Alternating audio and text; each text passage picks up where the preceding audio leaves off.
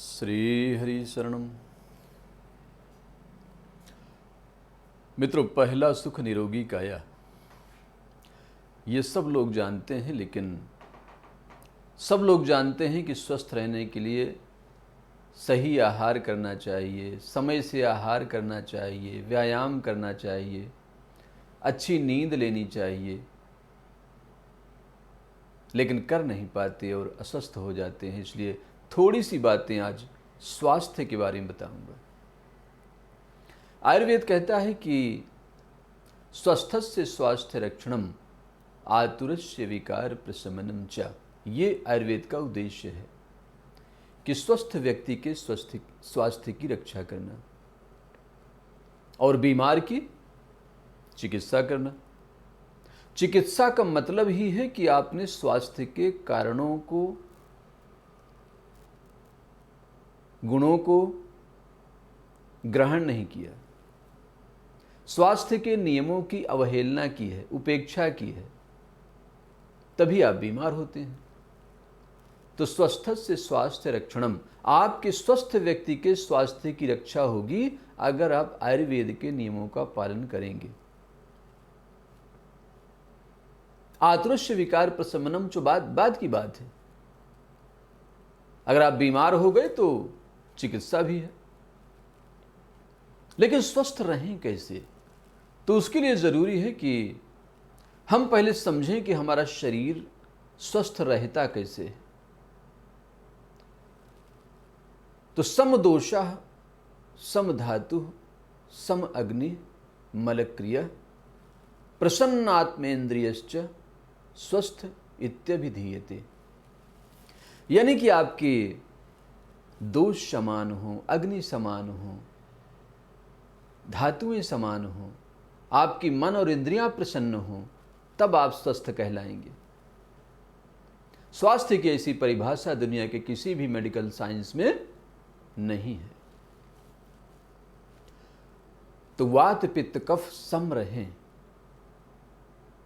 इन्हें दोष कहा गया है क्योंकि ये कुपित हो जाते हैं, इसलिए त्रिदोष कहे गए हैं। तो वात नियंत्रण में रहे, पित्त नियंत्रण में रहे, कफ नियंत्रण में रहे। और इसके लिए हमारी जो तीन चीजें ठीक होनी चाहिए, जिनको हम उपस्तंभ कहते हैं, और वो हैं आहार, निद्रा और ब्रह्मचर्य। अगर हमारा आहार ठीक है, हम सही चीजें आहार में ले रहे हैं, सही तरीके से भोजन का चयन कर रहे हैं, सही तरीके से भोजन को चबा रहे हैं, सही समय पे भोजन कर रहे हैं, तो बहुत सारी बीमारियों से हम बचेंगे और हमारे दोष सम रहेंगे। अगर हम नींद समय से ले रहे हैं, समय पे सो जाते हैं, गहरी नींद लेते हैं, तो बहुत सारे दोष शांत रहेंगे। अगर हम अपने विहार का ध्यान रखते हैं, यानी कि व्यायाम नियमित रूप से करते हैं, शारीरिक परिश्रम करते हैं, तो नींद भी अच्छी आएगी, खाना भी ठीक से पचेगा और हम स्वस्थ रहेंगे। तो अपना आहार ठीक रखना है, अपनी नींद ठीक रखना है, आहार, निद्रा और ब्रह्मचर्य। ब्रह्मचर्य के बारे में बड़े भ्रम हैं। ब्रह्मचर्य का मतलब है ब्रह्म जैसी चर्या, यानी आदर्श। ब्रह्म हमारे आदर्श हैं, तो आदर्श दिनचर्या होनी चाहिए। उसमें पवित्रता, संयम, अनुशासन, अगर ये चीजें आपके जीवन में होंगी, इंद्रियों में संयम होगा, तो निश्चित रूप से आप दीर्घायु होंगे, स्वस्थ रहेंगे, और अगर कभी बीमार हुए तो आसानी से बीमारी से बाहर आ जाएंगे। मित्रों, अक्सर लोग मंदाग्नि का शिकार हो जाते हैं, समय से भोजन नहीं करते हैं, बासी रूखा सूखा भोजन करते हैं, बाहर का भोजन करते हैं, और अग्नि मंद हो जाती है, अग्नि पचा नहीं पाती, क्योंकि व्यायाम नहीं करते हैं, श्रम नहीं है, आराम से बैठे हैं, एसी में बैठे हैं और खाए चले जा रहे हैं, बाजार से कुछ भी मंगा के खा रहे हैं दुकान में। उससे मंदाग्नि होती है, और जब मंदाग्नि होती है तो आम दोष पैदा होता है, यानी कि जो भोजन का भाग पचा नहीं है, वो अनपचा सड़ा हुआ अन्न शरीर में इकट्ठा होता रहता है वो आम दोष पैदा करता है, विष होता है, आम विष है, और वो जोड़ों में दर्द पैदा करता है, त्वचा को खराब कर देता है, खुजली हो जाती है, चकत्ते पड़ने लगते हैं, सर्दी जुकाम नजला मोटापा, ये सारे लक्षण पैदा करता है, भूख नहीं लगती है,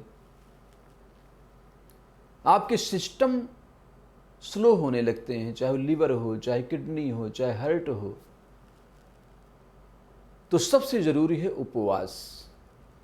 उसके लिए उपवास किसी विशेषज्ञ के निर्देशन में होना चाहिए, फलों का सेवन ज़्यादा करना चाहिए, धीरे धीरे व्यायाम की मात्रा बढ़ानी चाहिए।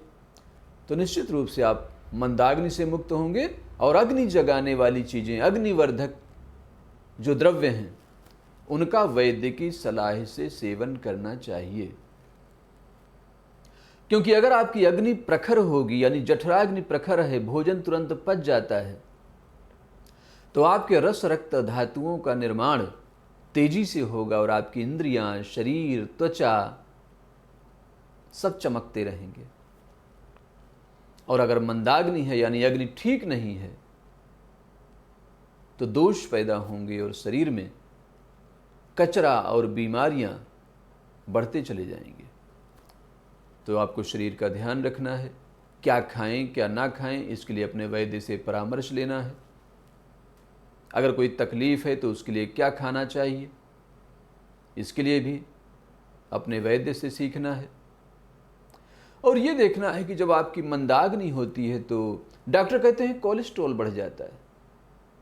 जैसी मंदाग्नि होगी आपका यूरिक एसिड, कोलेस्ट्रॉल बढ़ना शुरू हो जाएगा, और जैसी अग्नि प्रखर होगी ये दोनों सही हो जाएंगे। तो अग्नि को बढ़ाने के लिए क्या करें? अग्नि को बढ़ाने के लिए हल्का सुपाच्य भोजन करें, ताजा भोजन करें। भोजन में हरी सब्जियां, दाल, रोटी, उबली हुई सब्जियां शामिल करें। नियमित रूप से व्यायाम करें, अच्छी नींद लें, तो आप बहुत जल्दी अपनी अग्नि को, अपने स्वास्थ्य को ठीक कर पाएंगे। इसके बाद मित्रों, कई बार आपने पूछा है, मेरे वीडियोस देखते हैं और पूछते हैं कि हम कैसे जानें कि हमारी प्रकृति क्या है।